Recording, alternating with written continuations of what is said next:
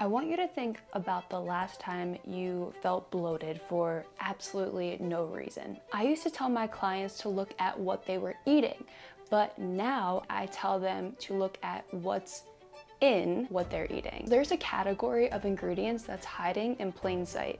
It's in your oat milk, almond milk, even cottage cheese, your protein powder, salad dressing. Yeah, and most people, even health-conscious individuals, haven't even heard of them. In this video, I am going to show you exactly what this group of ingredients are, where they're hiding, what they do inside of your body, and most importantly, how to avoid them. Before we get into it, I want to speak directly to someone, and this someone might be you, the person that is eating a healthy diet, that is doing everything right on paper. You buy organic when you can, you read labels, you swapped regular milk for plant-based milk, you're getting your protein in by eating cottage cheese and taking protein powders and supplements, but you still feel off, you still feel bloated, tired, your skin's breaking out, you're still dealing with digestive issues, and they don't seem to have an explanation. This video, my friends, is the missing piece. Because in my work as a functional nutritionist, I have seen this over and over again. Someone who is doing everything right. They are playing by the rules. But when I dig into the labels of what they're eating, and I mean like really dig, not just the nutrition fact, I almost always find that they are still consuming this one thing, and that is gums, emulsifiers, additives, stabilizers. Now, before you come after me, yes, I know that these things are technically FDA approved. They are generally recognized as safe, but there is an emerging body of research telling us that these additives, they might be quietly disrupting your gut microbiome. So let's talk about what these gums actually are and why your gut has never been a fan.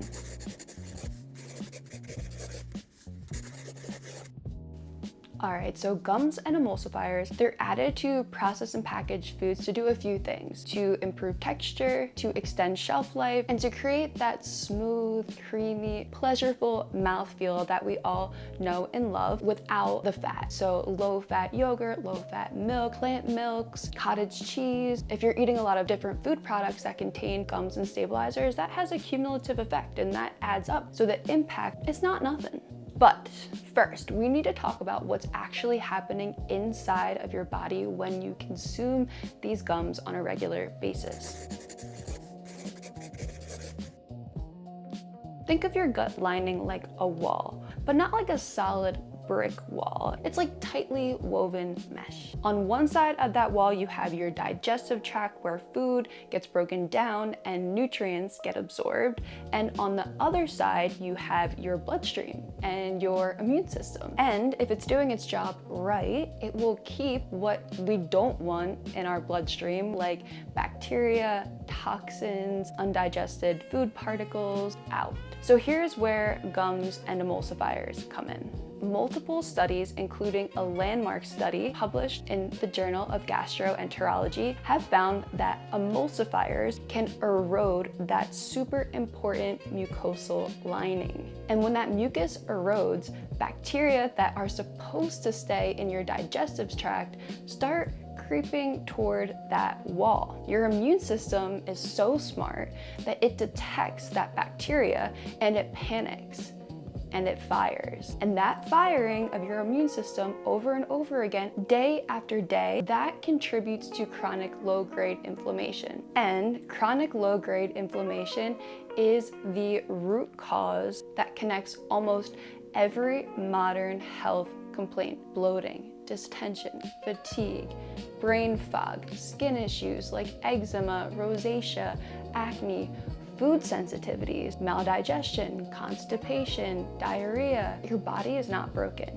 It is just doing its job and responding to an environment it perceives as a threat. And the wildest part about all of this is that these gums and emulsifiers, they're in the foods that you would never expect. So let's walk through some of the most common ones. This one might surprise you, but plant-based milks. The oat milk, the almond milk, the coconut milk, the soy milk, the flax milk, the milks that millions of people have switched to. And it's often because they're trying to be healthier, or maybe they're sensitive to dairy and they need an alternative. But the thing is, these plant milks frequently contain carrageenan, gellan gum, locust bean gum, xanthan gum. These are the stabilizers that give your milk that milky mouthfeel. So while there might not be a ton in one serving of a plant-based milk, there is a little bit, and a little bit over time, especially if you're using it every single morning in your coffee or smoothies, it adds up. Another one, cottage cheese. Cottage cheese is all the rage. It is the latest and greatest high protein food that you can use as a base to make pretty much anything, from wraps to brownies to pizza crust. And honestly, like, I love that. But we need to be aware that cottage cheese is one of the biggest culprits, especially the low-fat versions, to mimic a thick and creamy texture that the fat that was in there, that was taken out, used to provide. Protein powders, meal replacement shakes, greens powders, you'll see xanthan gum, guar gum, carboxymethylcellulose, CMC for short. Those show up regularly in products directly marketed to health-conscious consumers. Deli meats and packaged proteins. Sliced turkey, chicken, whatever you get at the deli counter, they tend to be injected with a brine solution that contains carrageenan. Salad dressings. Basically with salad dressings, gums make sure that the ingredients stick together and they don't separate in the bottle. Gluten-free products. Gluten-free products are for individuals who obviously already have gut issues, but many of the gluten-free breads, pasta, baked goods, they are often higher in gums. I mean, when you think about it, it makes sense. There's no gluten in there to provide structure and elasticity to the food, so manufacturers lean heavily on xanthan gum, guar gum, and locust bean gum. So if you've gone gluten-free specifically because of your gut symptoms, and you're still dealing with gut symptoms despite switching to gluten-free products, it's really worth checking the products that you switch to make sure that they're not actually making things worse. All right, so before I continue, if you're listening to this and you're like, okay, Taylor, I can't have cottage cheese, I can't have my oat milk, I can't have my almond milk, what am I gonna do? Well, I have a solution for you. Make sure you grab my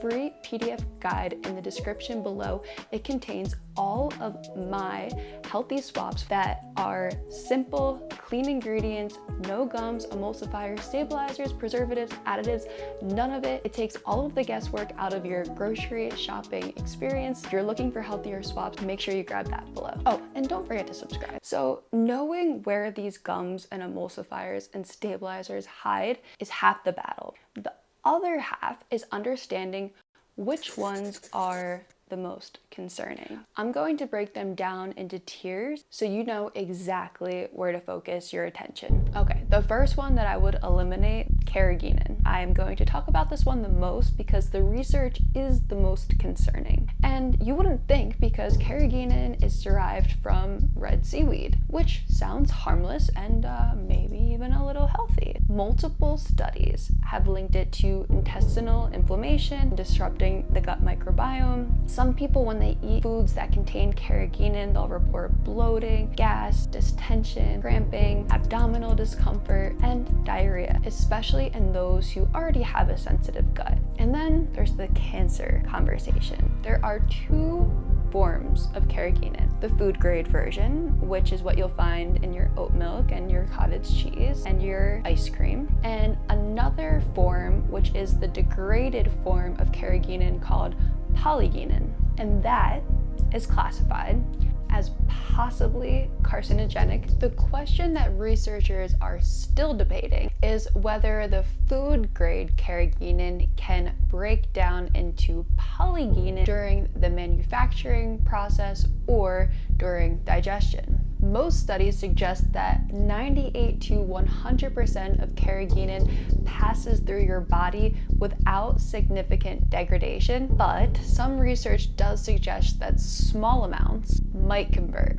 And there's also evidence that some food products have been found to contain trace amounts of Carrageenan that make it to the shelves as a manufacturing byproduct. And for me, that is enough information to read ingredient labels and avoid Carrageenan entirely. Carboxymethyl-cellulose, also called CMC or cellulose gum, commonly found in ice cream, baked goods, salad dressings, cream cheese, and many gluten-free products. The 2022 gastroenterology study that I mentioned earlier found that CMC reduces microbial diversity in the gut, decreases the production of short-chain fatty acids. In case you don't know, short-chain fatty acids are byproducts that your gut bacteria make, basically the primary fuel source for your intestinal cells. So when you don't have as much short-chain fatty acids being produced, then that fuel goes down, the repairing of the gut lining goes down, and you are at a higher risk of inflammation and leaky gut. Polysorbate 80. Polysorbate 80 can be found in ice cream, salad dressings, baked goods, and many vitamin and supplement capsules. Research has shown that it can thin the intestinal mucosal layer and reduce levels of Akkermansia muciniphila, which is one of the most critical bacteria species for maintaining the integrity of your gut lining. So when our microbiome is thrown off and we're eating these gums and emulsifiers, it can increase the proliferation of bad bacteria and it can reduce the proliferation of good bacteria. So when we don't have as many good bacteria as we have bad bacteria, that can create an environment where we are more susceptible or prone to inflammation and a leaky gut. The other gums that you want to be aware of are xanthan gum, which comes from fermented bacteria. It could increase gut permeability and is particularly problematic for individuals with SIBO or IBS, but generally speaking, it is less problematic. Guar gum comes from guar beans, and they are very, very common in dairy-free and gluten-free products. Mono and diglycerides, these are one of the most widely used emulsifiers in breads, margarine, peanut butter, and baked goods. It can reduce the levels of beneficial bacteria in your gut. Maltodextrin, found in protein powders. It's super common in packaged sauces, chips, sugar substitutes. It spikes your blood sugar, and it has also been shown to exacerbate intestinal inflammation. So now you know what these gums are, you know where they hide, and you know which ones to watch out for the most. The last thing I want to give you is how to start removing these from your diet without it becoming a full-time job. Once you understand where these ingredients are and where they hide, you can make intentional swaps to reduce your overall load or your cumulative exposure. You're going to start with your daily non-negotiables. These are what you consume every day without question. Your morning coffee creamer, oat milk, almond milk, protein powder, your salad dressing. It's not 1 or 2 times using these products a day or even a week. It is multiple times throughout the day, throughout the week, throughout the month, throughout the years that start to add up. So you're gonna wanna swap your plant milks out. There should only be 3 ingredients for plant milks, which is the nut or seed, water, and salt. Anything else does not need to be there. They make products that are very clean, very affordable, and I have a link in the description that has all of the healthy swap for the most common culprits. So again, it always comes back to real food. That is always going to be our foundation. So that applies to gums and just about any other chemical name or additive you see on an ingredient label. Avoid it at all costs as best you can. You should not need a master's degree in nutrition to be able to understand and read ingredient labels. You just have to wonder. You have to get curious about what is actually in what you are consuming. If it has an ingredient label, read it. If there is an ingredient on there that you don't recognize, try to avoid it. If there is a gum like Carrageenan or CMC or polysorbate 80 or mono and triglycerides, maltodextrin. Look in your fridge, in your pantry for the foods that we talked about today. You don't have to throw them away, but next time you go to the grocery store, bring your PDF of brands that are healthier swaps or upgrades, and start there. So many people are walking around with chronic symptoms, with poor digestion, with bloating, with fatigue, with brain fog, and they've just been told that that's normal, and their body is really giving them clues that something is off balance. Our bodies are smart. We need to learn how to listen to them, and that is exactly what we do here on this channel. I am Taylor. This is Foodhappy. We are all here together getting happy about food. Thank you so much for watching. Bye. Love you. Subscribe.